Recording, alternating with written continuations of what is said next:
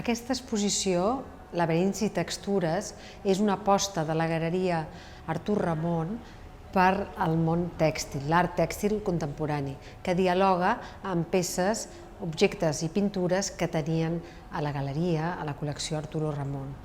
En primer lloc, estem veient l'obra d'Amparo de la Sota. Amparo de la Sota és una persona, un artista, que ha treballat teles de la seva família, de lli o de cotó, les ha tenyit i després ha aplicat peces de ganxet o de brodat o de punt de mitja, fent uns camins, unes textures, uns jardins, uns jeroglífics que tenen un llenguatge propi. Aquí en veiem un conjunt. Veiem aquesta que sembla un jardí d'un gran castell o d'un palau.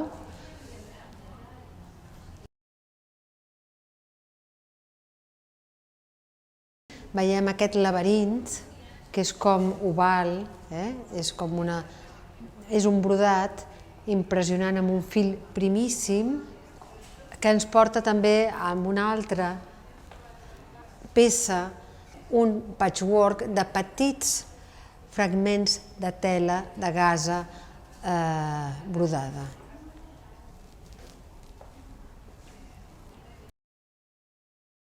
Aquests jeroglífics o camins o laberints que estan fent unes curves i que comparem amb aquests d'aquí, els altres que estan amb angle recte.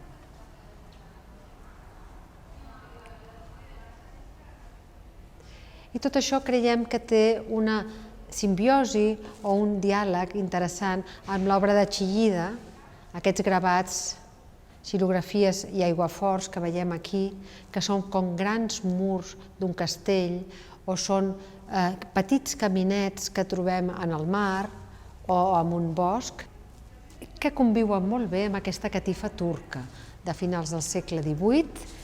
És una catifa turca de conya, d'Anatòlia, feta amb tècnica de sumac, amb uns colors molt vius, amb aquests rombes que també tenen unes línies sinuoses.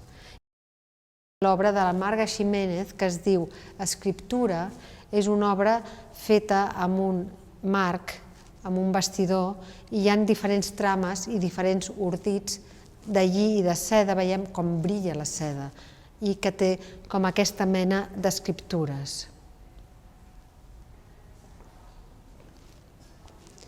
En diàleg amb la catifa turca, però una mica contraposada a ella, hi ha aquesta obra de la Francesca Pinyol, que és Keep an Eye On, que denuncia el treball de les dones i dels nens en les produccions tèxtils. És una obra feta amb llute i està feta amb nus turc, que es va presentar en una bienal a Istanbul.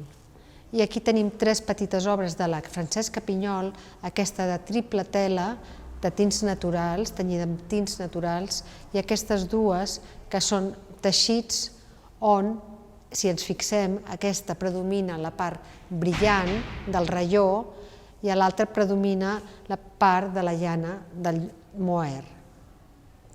En aquest espai presentem l'obra d'Aurèlia Muñoz, aquests petits ocells o màscares rosades amb mica, que són maquetes d'obres més grans, que estan en museus com el MoMA o el MENAC o el MACBA o en museus del Japó.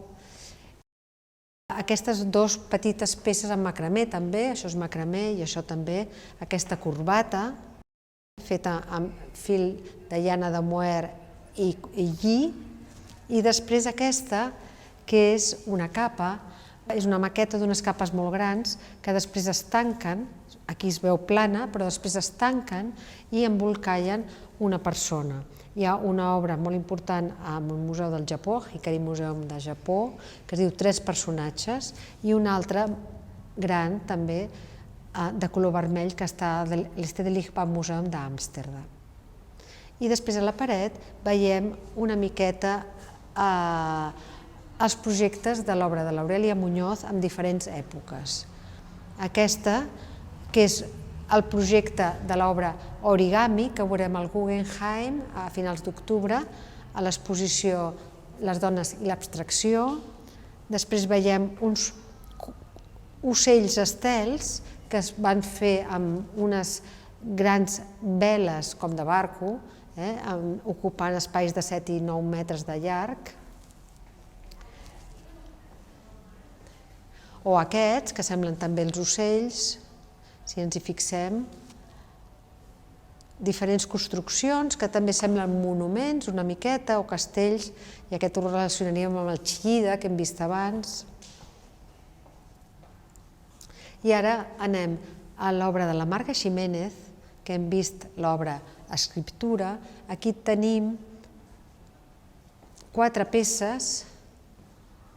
Aquesta, que és un gravat tèxtil, és un, diríem ara, un teixit no teixit, perquè és una sèrie de fils prensats entre 2 vidres, com si es tractés d'un tòrcul hidràulic per fer paper. 2 peces que estan treballant amb materials reciclats. Ella treballa en el món de les identitats, de la denúncia feminista, i en aquest cas hi ha un puny i un fregall, com mostra del treball de les dones a la casa. Aquest que utilitza diferents capes superposades de teixit, fet amb un marc ocasional. I aquí, en contraposició, tenim textures. Hem vist molts laberints fins ara, però també textures. Textures és l'obra de la Pilar Sala, que fa aquests teixits primitius on combina fils de sisal teixits amb peduncles de palmera o de margalló o d'espart, tal com surten de la planta. És a dir, és quilòmetre zero, és supersostenible i ens recorda molt, perquè és molt rígida aquesta obra, el treball de cistelleria, de les primeres obres que va fer l'ésser humà. Quan va començar a domesticar les plantes i els animals, va fer cistelleria, va fer teixits i va fer també ceràmica. Aquí veiem un conjunt de teixits Cuba. Els teixits Cuba són del Congo, de finals del segle XIX, i venen d'uns pobles que, per exemple, aquestes obres tan grans són faldilles rituals per ballar. Les dones se les enrotllen al cos i es posen un cinturó i amb això ballen. Llavors estan fetes de franges de teixits perquè els telers són antics, són senzills i no donen una amplada més gran, i aquestes petites franges fan uns quadrats o uns rectangles on hi ha representats molts signes de la seva cosmogonia, és a dir, de la seva manera de veure el món.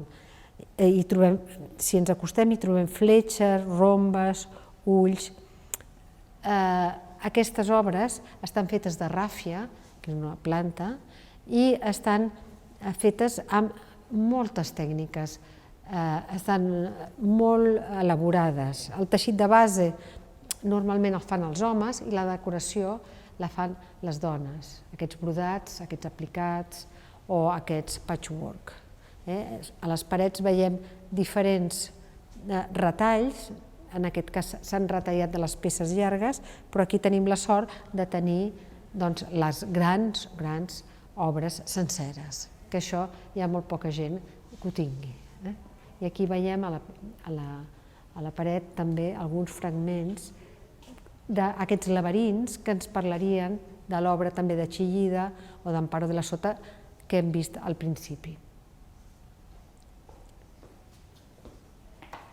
Finalment, aquí tenim l'obra de Carla Mañosa que parla dels arbres, la natura, i compara l'art i la natura, la qüestió natural i l'artifici en aquestes 3 peces que recorden uns arbres amb les seves excrescències, que estan fetes de tela, o aquest que es diu Primavera de paper, que té les excrescències que estan fetes amb paper de cuina i bosses de plàstic reciclat.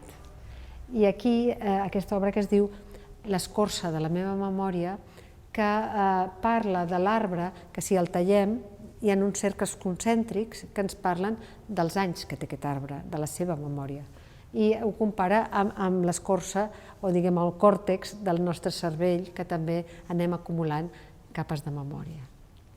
D'aquesta manera nosaltres hem volgut comparar peces de la galeria, peces tèxtils i no tèxtils, com una obra de Barceló, o Son Scully o Chillida, amb art tèxtil contemporani.